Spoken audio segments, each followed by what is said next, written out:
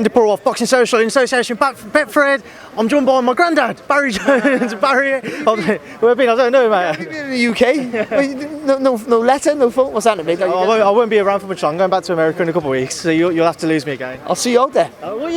Beautiful. We can have some family bonding time, Barry. But obviously, away from that, joking aside, we just saw another devastating performance from Conor Benn. Just what did you make of his second round victory? Yeah, predictable, but a good performance. I think, just because you think he's going to walk right through him, he still has to do it, and I think he did it in an impressive fashion. I think he came in. He's obviously worked on boxing and southpaw, came in nice and low. Trying to make it hard for Van Heerden to hit with that southpaw jab because he had to get a bit lower. Rolled underneath quite well and come in with hooks over the top. Struggled a little bit with the judgment, the distance in the first round, but he got that right, didn't he? Early in the second round, he run out, brought that front foot forward, that left foot forward, landed a nice long right hand, and then, as he does, like his father did, like he can do so well, the finish is impeccable. Doesn't miss with a shot. Everything's with power, and it was a predictable win. Everyone thought he would stop Van Heerden, but he did it a round earlier than I said he would. So I'm happy with that. Barry, when you look at what kind of could be next for him, and as we mentioned, Daniel Garcia, Mikey Garcia, Adrian Broner, or Cal Brook or Amir Khan, what would you like to see next for Conor?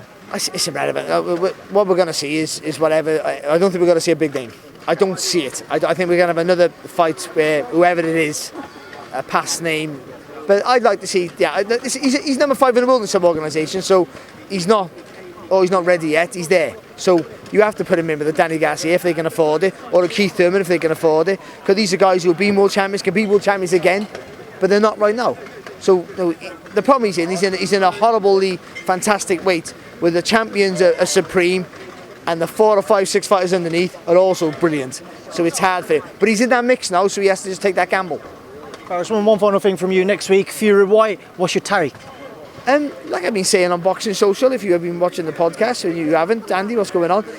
You've got to go with Fury. I just think he can win more ways than White can win. I'm not saying White can't do it because he's a tough competitor and he'll give his all, but the fact that White's so committed with his attacks, and that's why we love White, that's why we love to watch him, because he gives everything. But the fact that he does commit so much, he will make mistakes. And if he makes mistakes against Fury, if he's on form, it's a hard night for you. And now the new Fury 2.0, he doesn't dance around making you miss. He stands on and blocks and counters, and that's a different and a more scary option. Well, Barry, appreciate it. As always, I'll let you travel back now to sunny Wales. Thanks for speaking to me in Boxing Social. Cheers, Anne. Thanks, mate.